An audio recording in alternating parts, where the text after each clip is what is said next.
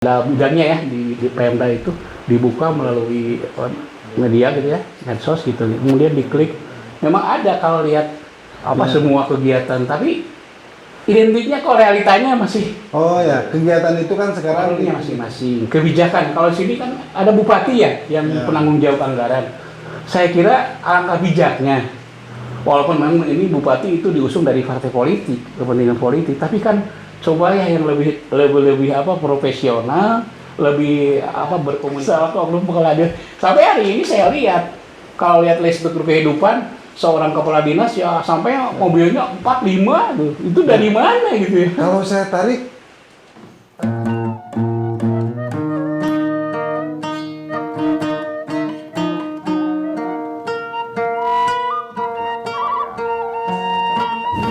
ini kembali ke Nah, jadi maka pasti itu ada katanya udah pensiun ya.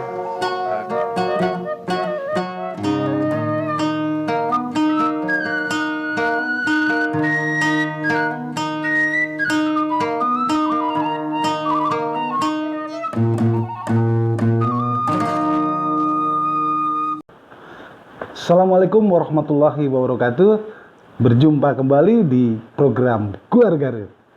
Malam ini kami sengaja menghadirkan tokoh senior pergerakan Garut yang malang melintang dari mulai Orde Baru hingga reformasi. Berbagai organisasi, partai politik, dan pergerakan ini sangat luar biasa dari beliau. Sengaja agar teman-teman aktivis di hari ini dan juga para tokoh politisi di hari ini bisa mengingat salah satu tokoh pergerakan Garut ini. Tidak lain adalah Pak Ade Sumarna. Selamat malam Pak Ade. malam Pak Tahar. Terima kasih sudah Ya, hadir di sama-sama. studio. Saya juga terima kasih telah diundang di Guar Garut. Siap. Gimana sehatnya? Alhamdulillah, untuk sementara ada posisi sehat. Kabarnya Pak Ade hari ini aktivitas selalu ada di kebun. Hijrah. Hijrah. Hijrah pasca Covid kemarin kurang lebih 2,5 tahun ya. Sampai hari ini mungkin masih berlanjut. Tapi gua coba kami mengadakan aktivitas yang tidak bersentuhan langsung dengan publik. Dengan adanya larangan yang diberlakukan oleh pemerintah ya, di seluruh Indonesia, kami mencoba membuka usaha baru ya dengan tidak menggunakan barang jasa, tapi bersifat instan gitu ya. Saya coba untuk mengalih ke dunia usaha pertanian, ya bertani, peternak, ya kecil-kecilan Pak, untuk menyambung hidup aja.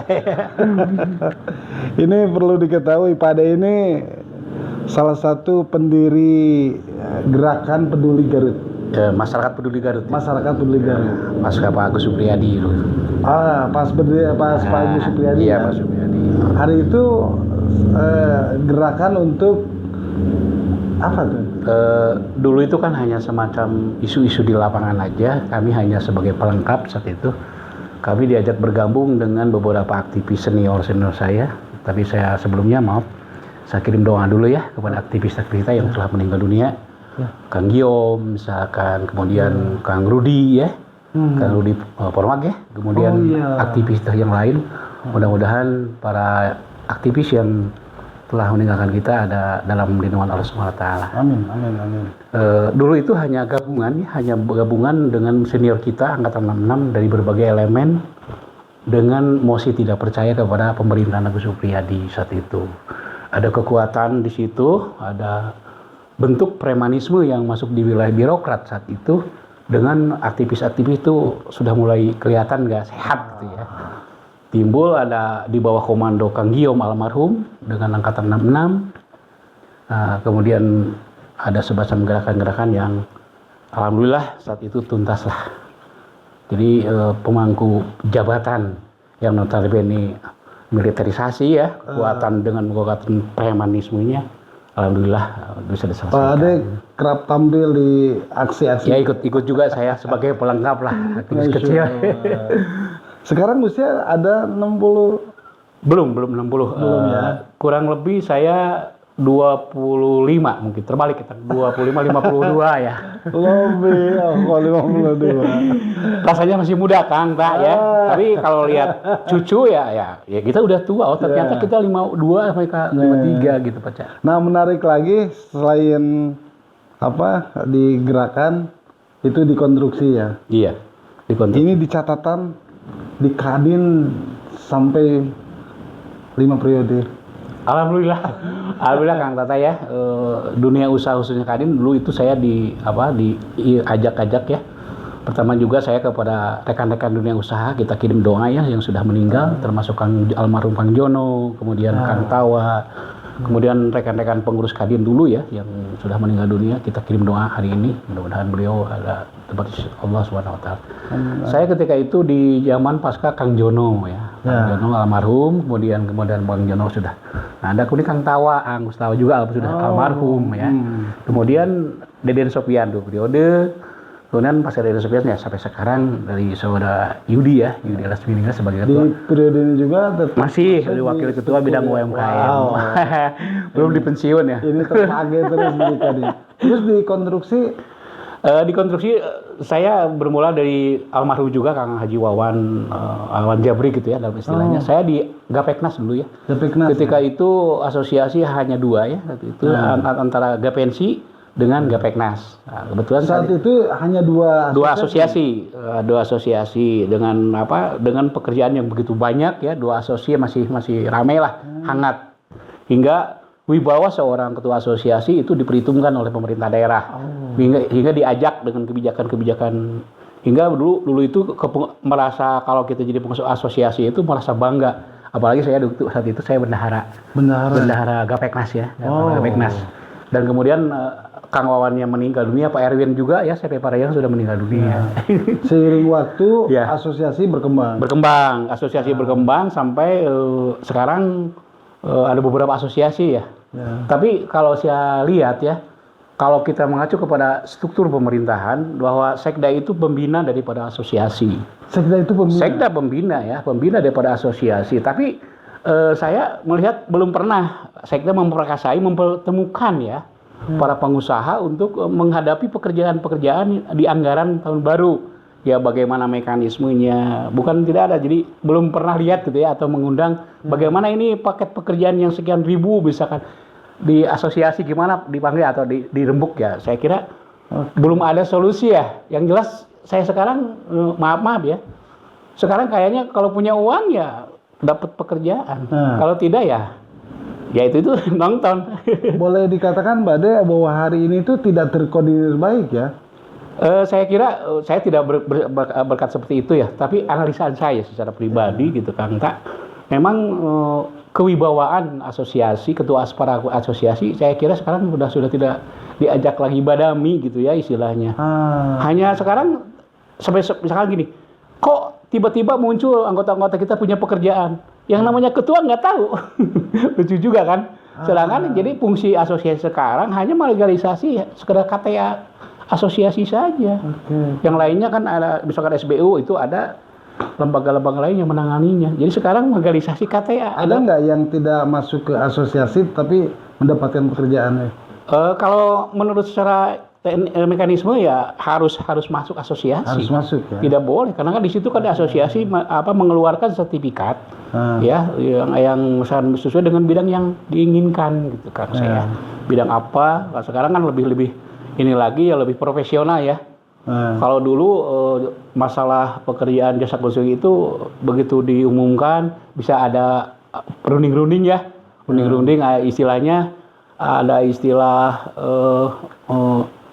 kalau kita ingin maju ke salah satu pekerjaan, rembuk dulu dengan para ketua asosiasi, ini yang maju yang mundur gitu. Tadi dikatakan oleh Pak Ade bahwa sekarang ini banyak para ketua yang tidak tahu anggotanya memang justru itu. Jadi gimana ya? Mungkin karena kondisi ya, situasi kondisi. Pertama dulu kan kalau dulu kan partai hanya 3 ya. Sekarang partai multi partai banyak. Jadi kelihatan saya, gambaran saya, seluruh legislatif yang sudah jadi itu bawa gerbong. Wah, ini. Bawa gerbong aktivis-aktivis yang masuk menjadi andalan atau hamparan untuk aspirasi tersebut. Kalau saya pertegas bahwa setelah pemilu lahir anggota DPRD baru membawa pemborong baru. Ya, emang seperti itu kayaknya. Sebab saya tahu ketika saya calling down, saya analisa dari kejauhan. Kok pemborong sekarang nggak tahu ini dari asosiasi mana? Kalau dulu kan asosiasi ini identik, oh ini misalkan senior kita ya disolihin dan sebagainya, ini asosiasi ini. Jadi tahu kan. Sekarang yang bermain di tingkat lelang, kemudian SPK itu, kalau saya lihat di Bank Jabar itu kurang kenal Pak saya. Hampir sekian puluh % tidak kenal gitu. Yang senior sisanya siapa aja, Pak? Kalau lihat kali 30% lah sekarang senior seperti Kang Haji Endang, kemudian almarhum Kak Cito sudah meninggal. Ada generasi daripada pengusaha-pengusaha. Kebanyakan ya itu tadi ketika masuk di wilayah konsentrasi politik, legislatif baru, yaitu nuansa pengusahanya itu yang baru gitu. Pengusahanya semakin bertambah ya. Iya itu, ya dan seperti itu. Cukup tidak dikenal gitu ya. Justru tidak saling mengenal. Saya nggak tahu ini asosiasi mana ini gitu ya. Tiba-tiba muncul dia sebagai pengusaha gitu ya. Tapi bukan berarti kita tidak boleh ya, tapi sah-sah saja, itu kan aturan main. Gitu. Ini saya masih tertarik dengan dunia konstruksi ya. Iya. Ngambil kesimpulan yang tadi kita bicarakan. Ada beberapa poin. Yang pertama di dunia usaha sekarang bahwa para pengusaha itu semakin bertambah seiring berkembangnya partai politik kan. Iya. Berarti tambah kursi, tambah partai politik, si partai tersebut membawa gerbong pengusaha baru. Nah, lalu jual beli proyek. Kalau bicara jual beli tidak terlalu orat ya. Tapi realita yang dirasakan ada konsep seperti ini ya. Dulu saya ketika saya mundur, ada yang bilang karena saya tidak mampu mendapatkan pekerjaan, tapi saya hanya mengintrospeksi diri gitu ya. Kalau dulu ya yang namanya pekerjaan itu, apalagi Garut ya dengan banyaknya pekerjaan SPK ya, pemilihan langsung, kalau nggak salah sekian ribu. Tadi kadang-kadang ironisnya masih banyak anggota-anggota yang tidak kebagian. Yang tidak kebagian. Timbullah di situ persaingan yang tidak sehat. Muncullah bandar-bandar yang tadi ya, yang punya uang, punya SPK. Kalau tidak ya punya uang, punya SPK gitu istilahnya. Saya ini tradisi seperti ini kok muncul seperti sekarang gitu ya. Di masa-masa Orde Baru kita yang tidur kasih SPK, dipilih paket. Sekarang paket tidur tidak ketahuan kalau tidak di media ya dibuka. Tapi ketika pas pengesahan masuk ke wilayah dinas, kita nanyakan proyek ya kata-kata rata-rata itu sudah ada yang memilikinya gitu. Ada istilah ciri bintang gitu ya. Kalau pemilihan langsung, apalagi sekarang sistemnya kan beda ya. Kalau dulu kita sebagai pengusaha yang minat pada satu pekerjaan itu ada semacam kita melamar, diundang, tapi sekarang kan diundang secara langsung gitu ya, dari ada bidangnya ya di Pemda itu dibuka melalui media gitu ya, medsos gitu, kemudian diklik. Memang ada kalau lihat semua kegiatan, tapi identiknya kok realitanya masih. Oh ya, kegiatan itu kan sekarang dipublikasikan Dengan transparansi ya. Sirup. Iya, disirup semua disirup. Gitu. Nah, ketika ditanyakan sudah ada yang memiliki. Ketika koordinasi dengan dinas ya, mana bareng ngalabetan mah istilahnya gitu. Itu fakta ya? Fakta. Pengalaman saya dulu kenapa ketika dulu ada salah satu hal yang tidak terserap ya dulu, ada tahun berapa ya kalau lepas Pak Rudi, ada kegiatan yang bantuan provinsi tidak terserap seperti itu sekian 110 juta lah. Kenyataannya itu ada gap gitu di lapangan secara teknis itu. Katanya ini satu sisi ada yang klaim ini punya saya. Yang Bamprop ya. Tapi kan idealnya kayak yang namanya kegiatan yang sudah dipublikasikan ya melalui tadi sistem itu hak pengusaha biasanya ya. Hak pengusaha. Tapi kenapa hak itu terpagari dengan kepentingan ya tadi ya. Ada ini aspirasi punya si ini, punya si ini. Nah, ada ini satu yang tidak sehat saya kira. Minta diperjelas lagi ya. Ini rumor, bukan rumor. Cerita-cerita para pengusaha itu belum ditetapkan, disahkan. Si pekerjaan itu memang sudah habis dipegang orang. Itu benar kan? Iya. Ini sebuah realita ya, mungkin dari bukan kita si uzon ya kepada para pelaku. Kalau dulu kan anggaran itu betul-betul bisa dimasuk ke wilayah asosiasi. Oh ini semua tembang. Sekarang kan abu-abu ya, ketika ditampilkan dalam sirup itu punya siapa-siapa aja. Intinya ya tidak tahu. Tapi realita kalau sudah masuk di wilayah ini kedinasan, tentunya itu ada yang memiliki. Bahkan yang lucunya, kalau tidak ada orang yang dipanggil, dia belum tayang. Kalau sudah dipanggil, orangnya yang punya calon pemenang ditayang. Ini yang harus kita perbaiki ya di sistem. Emang untuk memperbaiki itu bagaimana? Kembali lagi kepada stakeholder-nya masing-masing. Kebijakan. Kalau di sini kan ada bupati ya yang penanggung jawab anggaran.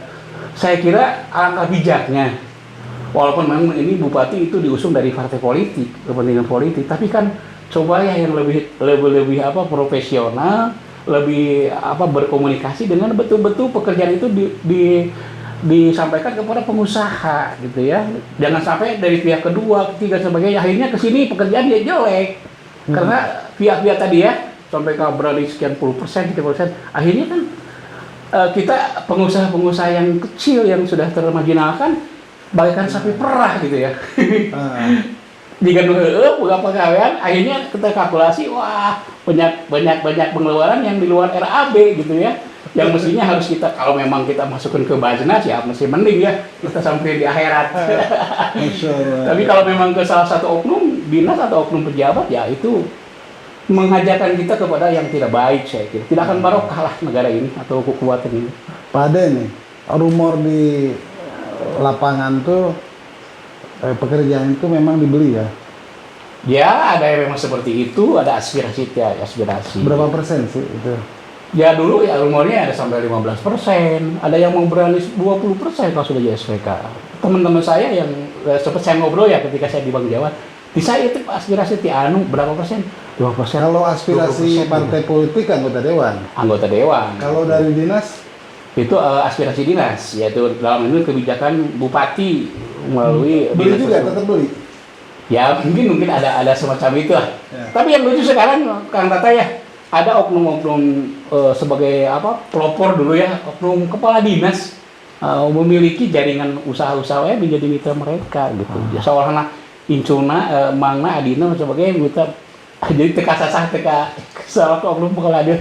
Sampai hari ini saya lihat, kalau lihat struktur kehidupan seorang kepala dinas ya sampai mobilnya 4-5 tuh. Itu dari mana gitu ya? Kalau saya tarik ada kepala dinas yang memang merangkap sebagai pengusaha. Pengusaha masih banyak sekarang dilihat gitu ya di kajian saya. Bukan saya memfitnah tapi realita yang saya tahu gitu. Ketika saya mundur, udah aja kita mundur aja, lihat nonton aja di kegiatan di Garut, bukan apa-apa. Ya tadi saya menyadari kelemahan saya di bidang finansial gitu ya. Hari ini Pak Ade sudah istirahat ya? Ya hijrah saya. Sudah hampir sudah tidak tahun. Main konstruksi? Sudah pernah main konstruksi. Sudah berhenti? Sudah berhenti. Bukan berarti. Ya lihat situasi ya. Tapi enjoy saya. Enjoy saya di dunia usaha saya yang baru gitu ya. Udah swasta ya, tadi kecil-kecilan lah. Kemudian ternak kecil-kecilan di salah satu tempat ya di Copeng. Di situ saya ada beberapa perasaan enak gitu ya, dingin, nyaman gitu ya, nggak ada yang akan memeriksa, nggak ada yang sebagainya, lagi aman gitu. Masih soal konstruksi ya. Dulu kan asosiasi itu sangat dihargai oleh pemerintah. Iya. Sehingga diundang para ketuanya, disampaikan ini ada kegiatan, sehingga pembangunan pun menjadi bagian tanggung jawab asosiasi. Iya. Hari ini bagaimana? Kalau hari ini saya kira entah ini salah siapa ya. Tadi kurangnya berfungsinya para ketua asosiasi dilibatkan secara teknis oleh baik itu pelelangan, kemudian perencanaan lain, pertemuan yang lain membahas kemudian kegiatan itu. Saya kira sekarang saya lihat gitu ya. Banyak para ketua asosiasi sekarang ngeluh gimana situasi sekarang, wah kalau nggak ada yang tarik. Tapi kan saya tarik terus kan, saya nggak enak ketua sendiri gitu kan. Pak Ade ini terkenal sekali dengan suaranya yang lantang. Ya itu mungkin mewakili rekan-rekan lah yang sebaya. Terus terang aja, bagi yang tidak memiliki uang ya gitu. Jadi harapannya tipis, kan tipis. Walaupun saya berharap kenangan-kenangan di waktu Orde Baru ya, waktu zaman dua asosiasi itu sangat enak sekali. Malah lelang pun juga itu bisa dikondisikan. Siapa yang maju dulu, kita konsensus, diatur, tidak terlalu gambling. Jadi enak ya pemenang ke satu, kedua, ketiga. Tapi sekarang kan masih bisa dikondisikan juga. bisa dikondisikan. Sekarang yang punya peran itu kan orang-orang yang ada di pemerintah daerah. Siapa yang tahu, mungkin saja Pak Tata sebagai oknum kepala dinas memasukkan penawar kan tidak tahu ya. Dan tahu segala-galanya kan gitu. WLP ya? WLP itu. Walaupun ada istilah netralisasi, saya kira itu omong kosong lah. Tetap yang namanya manusia itu ada celah ya. Celah untuk KKN. Saran untuk pemerintah daerah, Pak Ade? Saran untuk pemerintah daerah, walaupun memang sekarang kondisi teknologi yang begitu menjamin, saya kira pakai dulu lah. Kalau pemilihan langsung itu sama-sama koordinasi ya. Koordinasi yang bisa mengkondisikan, yang bisa memberikan rata para pengusaha Kabupaten Garut ya. Khususnya para mereka-mereka yang sekarang butuh pemulihan ekonomi pasca Covid yang begitu terasa ya kan Pak ya. Ada seorang oknum termasuk saya sendiri terasa ya sampai-sampai ya kalau istilah ngomong bohong mah kerbeah aja cek asal sesek gitu kan saya setelah pasca Covid itu. Nah ini saya mohon kebijakan pemerintah khususnya nanti walaupun memang kan di tahun politik ya 2023 tahun politik yang mungkin sudah habis kegiatan gimana karena kepentingan mereka-mereka legislatif, eksekutif dan sebagainya. Saya mohonlah pengakuan dari sebuah asosiasi kumpulkan bagaimana untuk memeratakan khususnya di pemilihan ya. Oleh Pak Sekda selaku pembina. Ya selaku pembina ya ada komunikasi gini ada paketnya sekian ribu piraku kan tak enggak cukup 3 orang itu Sekda sewa. Adapun harus kewajiban bayar ya mungkin pengusaha juga orang pengusaha ya bisa saja ya kan ya. Paham itu. Paham lah pengusaha semua pengusaha paham lah. Pak Ade nih saya ingin bergeser dari konstruksi ke dunia gaib. Kiprah Pak Ade kembali ya.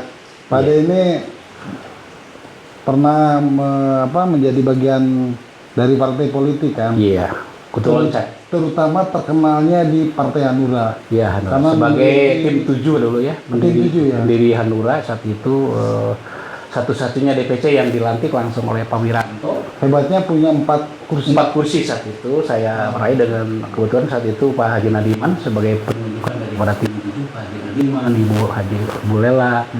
Kemudian kita bisa menghasilkan 4 kursi ya. Pak Haji Nadiman, Pak Yanyan, Pak Yusuf ya, kemudian Ibu Haji Lela ya 4 kursi saat itu. Pak Yanyan Caringin, Dapil itu selatan. Pak Caringin. Lalu Pak Yusuf Selawi di mana? Bulela kota. Pak Nadiman kota. 4 kursi. Iya. Wow. Terus Hanura itu menjadi bagian dari pencalonan kepala daerah juga ya? Pernah dulu Pak Haji Nadiman itu. Haji Nadiman ya. Kalau nggak salah kan ya. Lupa ingat. Tapi Pak Aceng ke waktu perseorangan juga Hanura mendukung perseorangan. Iya, kalau dulu itu kan sempat ada komunikasi ya dengan perseorangan, tapi alih lain, memilih yang lain gitu kan, itu keputusan partai. Nah, waktu itu Pak Ade sebagai wakil ketua. Iya, wakil ketua, unsur wakil ketua satu. Ketuanya siapa? Pak Haji Nadiman. Sekarang di Golkar ya, sama dia juga ketua loncat kutu. Kalau di politik itu nggak ada istilah. Gini Pak Tata, kalau kita berbicara dunia politik ya, ketika kita 3 partai politik, nggak seperti sekarang, itu militansi politiknya terasa oleh saya waktu saya di masa Orde Baru ya. Militansi seorang kader Golkar misalkan, itu sangat-sangat, ayah nungangin Golkar ya, pasang badan gitu ya. Atau kalau memang rekpay hirup di Golkar kasar ya, atau di partai-partai yang lain. Tapi sekarang setelah multi partai ya, pertama idealisme atau patsun terhadap partai itu saya kira sekarang sudah bisa gimana kalau memang anak kita masuk partai politik ya untuk cekasana ada peluang partai lain ya pindah. Banyak kan partai politik yang asalnya di partai anu jadi anggota dewan kemudian posisi lain pindah ke partai yang lain. Nah itu sekarang bukan lagi kutu loncat, saya kira sekarang memang musimnya bagaimana partai politik itu menjadikan gerbang untuk masuk di wilayah legislatif gitu. Ya kendaraan boleh. Boleh lah di mana-mana juga ya gitu. Waktu itu Pak Ade nyalon juga ya? Saya pernah nyalon di Hanura ya. dapil satu, Dapil satu 2009 ya? suara kedua dari Pak Haji Nadiman kalau nggak salah gitu ya. Suara kedua. Kedua saya dari Pak Haji Nadiman. Kemudian di Golkar saya masuk juga di dapil 4 kalau nggak salah. Jadi sebelumnya di Golkar? Di Golkar juga, kembali terakhir Golkar dan masuk lagi ke Hanura lagi. Gitu. Oh, atau setelah Hanura ke Golkar? Ya setelah di Golkar saya nyalon ya, kemudian ke Hanura lagi di Jawa Barat itu. Oh, mantap. Sekarang sudah tidak masuk. Untuk sementara ini saya istirahat dulu lah dari partai politik, melihat perkembangan situasi 2023 nanti. Tidak terdaftar sebagai anggota partai politik? Tidak terdaftar. Di partai manapun? Di manapun tidak terdaftar insya Allah. Tidak tertarik atau memang sedang... Lihat situasi kondisi Kang ya. Yang saya inginkan sekarang ingin memiliki seorang pucuk pimpinan yang memiliki 3 aspek karakter ya. Pertama kepekaan sosial, saya harapan itu. Kemudian kepekaan terhadap budaya dan ideologinya. Kemudian yang ketiga dunia usaha yang harus kita perhatikan. Itu saya ingin memiliki jiwa calon bupati itu seperti itu karakternya gitu ya. Kepekaan sosialnya yang harus lebih. Ya, bukan arti kita memilih salah satu partai walaupun itu bupati diasung oleh partai politik, tapi bukan petugas partai gitu. Saya kira yang minimal kan seperti Pak Rudi kan bukan mutlak dia sebagai kader partai kan, begitu. Beda lagi dengan Pak Helmi ya, mutlak kan. Kalau Rudi kan dari dunia seorang acara gitu ya, masuk di politik saat itu kan. Pak nih, pandangan Bapak terkait kan ini mau berakhir ya, kepemimpinan Pak Rudi Helmi itu 2 periode. 2 periode. Apa yang dilihat oleh Bapak? Saya kira kalau saya bilang fair ya, yang bagusnya saya acungkan jempol ya ke Pak Rudi karena terobosan pembangunan khusus di bidang pembukaan jalan baru gitu ya. Begitu banyak sehingga mendapat efek kelancaran dunia kendaraan lalu lintas. Kalau dilihat dari keberhasilan gitu yang bisa monumental ya gitu, saya kira Pak Rudi agak kurang ya. Satu contoh, ini GOR ini kan sudah hampir 10 tahun ya. Itu GOR itu kenapa GOR sampai hari ini tidak lengkap ya, tapi itu hanya beberapa itu ya. Apa mangkraknya di mana gitu? Apa mungkin anggaran? Kalau saya lihat secara ini kok masa tidak 2 periode itu tidak selesai sampai GOR yang utuh gitu ya, seperti kabupaten lain kalah dengan Ciamis gitu ya. Tapi saya katakan bahwa tidak menyudutkan Pak Rudi itu jelek ya. Yang saya baguskan. Yang saya jelekkan ya tetap yang bagus dipertahankan. Yang sekarang di tahun politik saya berharap ya, pertama harus mengedepankan kepentingan-kepentingan yang sifatnya langsung kegiatan ekonomi masyarakat. Satu contoh, di sumber daya alam, Abu dulu ada SDAP ya, itu kebanyakan setelah saya kaji, banyak penangkalan sungai yang dibiarkan oleh pemerintah daerah. Sehingga terjadi hujan, itu imbas pesawahan itu, rusak. Contoh Copong, Margawati. Karena apa? Pendangkalan sungai nggak ada kegiatan yang sifat pendangkalan sungai. Jadi kalau bisa antara aspirasi dewan kemudian bupati itu sinergi. Bagaimana ini pertanian kita supaya lebih maju. Terlebih hal pertanian kita sudah masuk di wilayah banyak sekarang kalau Tata lihat di sekitar Karangpawitan berapa puluh tuh perumahan yang merusak lingkungan. Berapa itu hektar sawah yang sudah dirusak dengan itu. Berarti sisi lingkungan ya. Sisi lingkungan itu. Contohnya tadi saya mengharapkan ada proyek-proyek itu kan pendangkalan sungai yang harus ada pengerukan. Satu contoh kan Copong ya, irigasi Copong sampai sananya itu Karangnunggal, terus Panangungan. Itu kalau hujan itu minimal imbas. Terlebih kan daerah Copong itu adanya limbah yang sampai hari ini tidak ada terkendali. Biasanya panen itu 1,3, sekarang 1,1 aja hasilnya sudah cukup bagus. Karena apa? Dampak lingkungan tadi Pak Tata ya. Ini masih tersisa kan 1 tahun lagi. Ya, saya mengharapkan gitu ya. Kalau memang ada kaitannya dengan kepentingan politik ya programnya ya seperti swakelola. Kalau dulu di Orde Baru ada semacam dikembalikan lagi kepada desa, proyek-proyek seperti irigasi, pendangkalan sungai atau pengerukan. Itu di dulu Pak Tata di Orde Baru ada semacam kelompok di desa dikasih ke desa itu. Semacam apa dulu ya ada ya yang sampai ke jam 12 gitu. Padat karya.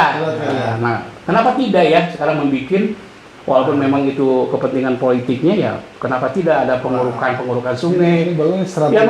Yang memiliki ya kepentingan langsung ya, kalau mau lingkungan dirusak para petani teh. Kita kan mau makan nasi Pak ya, bukan makan gedung ya, bukan makan perumahan ya. Tapi kan masyarakat kecil yang sekarang dampak lihat copong mana. Saya ketika komunikasi kemarin dengan para petani, ya salah satunya itu ketika hujan besar, air tidak tertampung ya melebar ke Ini saran bagus nih untuk pemerintah. adanya proyek penanggulangan itu. Dari senior pergerakan. Iya. Khusus soal lingkungan ya. Lingkungan, saya harap itu. Sekarang nggak diperpernah, jarang ya proyek-proyek apa namanya, proyek-proyek pemerintah yang sifatnya pengerukan sungai untuk daerah irigasi. Satu contoh Kang Tata ya, juga kalau memang ada, Pak Tata sesuaikan dengan kondisi. Kalau memang anggarannya sekarang musim hujan, jangan ada pengerukan. Harusnya pengerukan ketika musim kemarau ada pengerukan. Ketika hujan itu kan sudah tidak lagi ada bencana. Saya kemarin di Copong ketika hujan lebat ya, hampir berapa hektar, berapa kotak gitu ya, air itu sudah akan mengancam gitu. Kenapa? Dangkalnya sungai yang tidak pernah belum tersentuh ya, entah belum tersentuh, entah lupa ya Pak Rudi ya. Terus terusan konsentrasi bikin jalan gitu. Kemudian yang terakhir mungkin saya sampaikan, saya rindu akan kenangan masa lalu ya. Apa tuh? Tentang kita memiliki perusahaan daerah ya, atau agrobisnis dulu ya, PTG.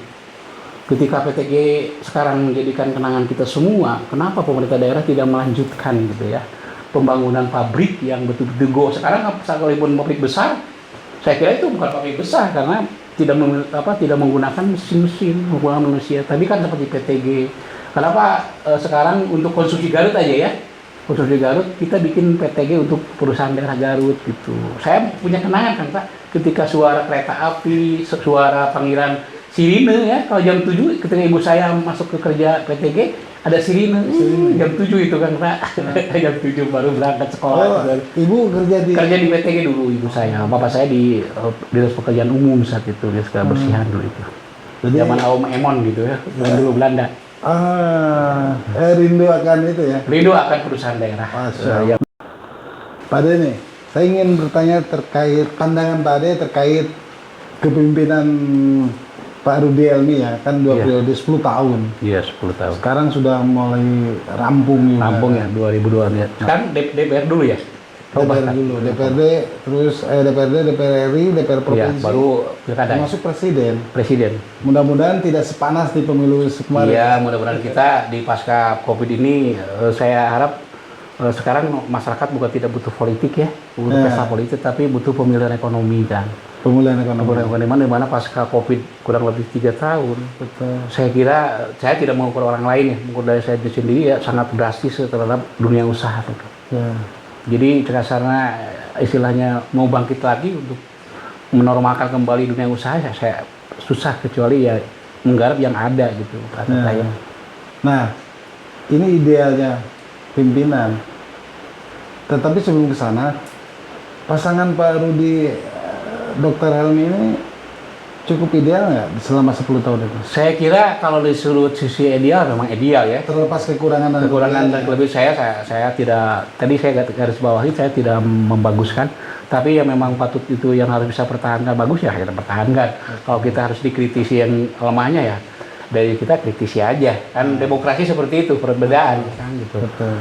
Saya mengharapkan pemimpin ke depan yang tidak harus memiliki tadi Kang Tata ya, kepekaan sosial yang lebih kedepankan. Di mana kita sudah diamanatkan dalam Pancasila ya, dari butir-butirnya semuanya, dari mulai aspek ketuhanan sampai keadilan sosial itu betul-betul dijiwai. Jangan sampai dengar-dengar anggota dewan tidak hafal Pancasila, apalagi pelaksanaannya. Oknum ya dulu pernah dengar ada beberapa dinas. Itu yang diharapkan. Kedua, tadi sektor-sektor yang bisa membangkitkan pemulihan ekonomi itu anggarannya lebih ke prioritas pada saya, seperti dinas-dinas terkait bidang UMKM, kemudian penanaman modal, kemudian sektor-sektor yang bisa membangkitkan dunia usaha. Itu harapan saya. Walaupun terlepas dari kepentingan politik ya, siapapun nanti yang akan jadi, baik itu kalau Pak Rudi sudah tidak bisa ya, mungkin Pak Helmi masih ada kesempatan dan mungkin Pak Hermi juga tidak menjamin karena itu urusan politik ya. Kita kembalikan, saya mengharapkan kepada sosok yang bisa pemimpin yang bisa tadi memiliki kepekaan sosial, memiliki dedikasi serta betul-betul memiliki integritas yang betul-betul yang diharapkan oleh masyarakat yang senantiasa. Itu kan sosok Pak Ade. Lalu siapa tokoh-tokoh yang ada di Garut saat ini?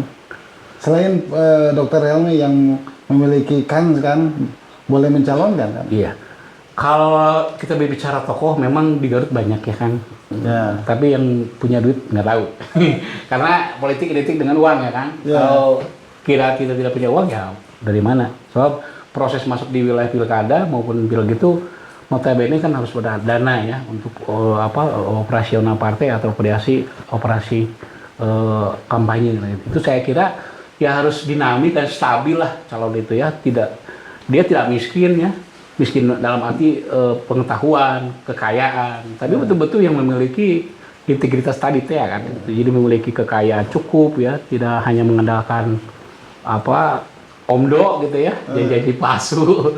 Apalagi sekarang lihat situasi masyarakat yang instan, tidak ada uang, saya pilih nggak ada ya. Tapi kan kriterianya harus peduli terhadap masyarakat ya. Apalagi tadi dengan kondisi 3 tahun kita masa pandemi. Masyarakat di sini ada dua ya Pak Atta ya. Masyarakat yang aktif, dan masyarakat yang pasif. Masyarakat yang aktif itu masuk di wilayah organisasi partai politik. Yang pasif itu masyarakat yang ini pemilih murni kepada yang kurang lebih 70% lah. Yang menggerakkan itu kan masyarakat aktif. Dia mendukung salah seorang, dia mendukung salah satu partai politik, dia aktif kan. Dengan upayanya, dia pakai modalnya, dengan tenaga pikiran. Tapi masyarakat pasif yang menunggu perubahan, menunggu tingkat kebijakan pemerintah yang dirasakan mulai kemarin Pak Rudi ya, misalkan sekarang Pak Rudi. Nah, seperti itu. Satu contoh kemarin Pak Rudi gebrakan pertama kebersihan, beres, ujungnya sampai ke desa-desa. Tapi sekarang kalau Pak lihat itu sampah tuh sudah mulai tidak terurus ya. Sampai di lingkungan saya sudah menggunung sampah itu dekat salah satu dokter ya. Lagi-lagi lingkungan lagi gitu ya Pak ya. Gitu. Jadi di masa kepemimpinan Pak Rudi Helmi ini ada yang tertinggal. Ada yang tertinggal dulu kan waktu Pak Rudi pertama pasca belum adanya COVID, itu segi sosial budayanya itu memang Pak Rudi sangat ini ya, adanya pameran-pameran kebudayaan yang dilaksanakan. Nah sekarang ketika tidak adanya pandemi ini kan budaya itu sekarang sudah mungkin takut dilupakan lah sekarang ya, padahal pelaku budaya itu sangat berpengaruh terhadap ekonomi ya. Dengan contoh Bali dengan budayanya kan bisa maju gitu. Pak, tokoh-tokoh partai politik di Garut siapa saja?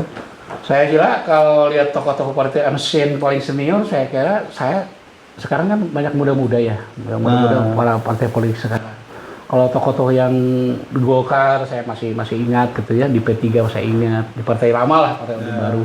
Tapi partai sekarang saya kira karena mungkin persaingan dari partai tersebut kemudian pindah, jadi nggak bisa bilang tokoh ya, nggak militansi seperti yang saya sampaikan tadi ketika tahun masa orde baru itu militasi partai. Artinya banyak yang instan ya? Banyak yang instan sekarang kebanyakan. Ya umpamanya Pak Tata ini cari bupati ya, tinggal banyak uang ya beli partai lah, masuk partai menengah kayak gitu, minimal kan seperti itu logika sekarang yang instan gitu. Nah kalau dulu kan di masa-masa era Pak Ade ini tertempa ya di pergerakan, soalnya banyak ormas atau salah satunya misalkan Pak Ade kan masuk di Kosgoro. AMS juga itu ya. Angkatan siapa AMS? Senior saya itu kan Kang Dindin almarhum, Kang Komar. Kang Komar Mulyana dulu. Ya. Kalau dulu di Orde Baru kan birokrat itu masuk di organisasi Golkar dulu itu.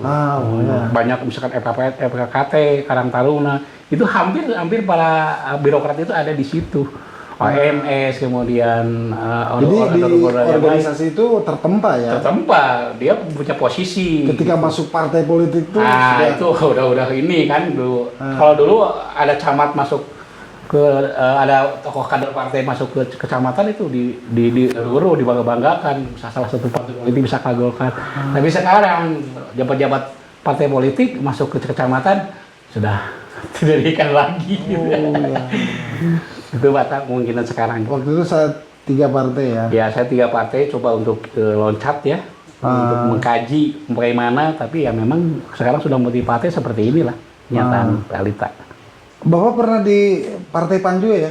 Di PAN juga saya pernah. Tahun berapa itu? Tahun berapa ya dulu, waktu zaman Pak Karna almarhum dan Pak almarhum yang punya Radio Rex tuh. Kang siapa tuh almarhum, mudah-mudahan Kang Sopi. Kang Sopi, di mana saat itu kita menjual PAN itu sangat kontradiktif ya, identik dengan tidak tahlilan, tidak kunut. Pak Haji Gaus ya? Haji Gaus kesininya. Kesininya. Haji Gaus. Oh. Setelah apa itu. Berarti di Pak Babai ya. Pak Babai. Berarti di 2004 ya? Ya, kurang lebih seperti itu. Kalau Pak ingat ya. Di Golkar 5 tahun, PAN 1 periode, Iya. Hanura 1 periode. Balik lagi ke Golkar. Balik lagi Golkar, ke Hanura lagi terakhir WhatsApp. Sekarang tanpa partai politik. Partai politik. Wow. Istirahat. Oke. Sudah cucu. Cucu berapa? Satu sekarang cucu. Satu ya? Sekarang lebih sayang pada cucu ketimbang partai Jadi politik. sekarang tiap hari ada di ladang. Ada di ladang seperti itu. Ngurus tani. Ya, tadi kecicilan Pak. Nyambung hidup. Halo, pada nih kita sudah 1 jam kurang ya? Iya Pak, kayaknya baru saja ya Pak ya. Bergulirnya waktu begitu cepat Pak. Saya mengenal tokoh senior ini bukan tokoh pelengkap. Aktivis pelengkap. Di 2007 waktu aksi-aksi Pak Agus geram ya. 2010 ya. 2010. Nah, beliau ini bersama saya di Kadin zaman Pak Haji Deden Supian. Ya, Deden Supian. 2 periode. Jadi bersama beliau. Tetap keras. Saya juga ini. Oh, ini tuh tokoh ya. Semangat keras, tapi ini situasi usia sudah melemah. Sekarang istiqomah selalu ada di ladang. Insyaallah keren. Jabatan terakhir sekarang saya punya jabatan. Apa tuh? Ketua Ranting. Ketua Ranting Muhammadiyah. Masya Allah. Sama dengan Din Sasudin. Ketika beliau jadi ketua PP, sekarang Pak Din Sasudin jabatannya ketua Ranting. Ketua Ranting ya. Iya. Oke, terima kasih Pak Daya sudah menyempatkan berbincang-bincang dengan kami. Nih terakhir nih closing statement untuk masyarakat Garut dan pemerintah Kabupaten Garut. Silakan kamera. Iya, pertama-tama saya ucapkan terima kasih kepada Gor Garut ya, Kang Tata dengan krunya yang telah mengundang saya. Saya berharap kepada sisa daripada pemerintahan Rudi dengan Pak Helmi yang lebih mengedepankan sekarang kepentingan masyarakat, terutama di bidang aliran pengairan yang betul-betul harus diperhatikan. Walaupun itu nanti misinya kepentingan politik itu saya tidak tahu, yang jelas harus ada kegiatan yang memiliki dampak langsung kepada masyarakat, terutama para petani-petani yang ada di seluruh Kabupaten Garut. Dengan harapan mudah-mudahan nanti di 2024 siapapun yang jadi, kita berdoa ya untuk lebih condong kepada kepentingan masyarakat. Gitu. Oke. Ya, cukup. Oke. Terima kasih. Warga Garut, itulah perbincangan saya dengan salah satu tokoh pergerakan Garut, Pak Ade Sumarna.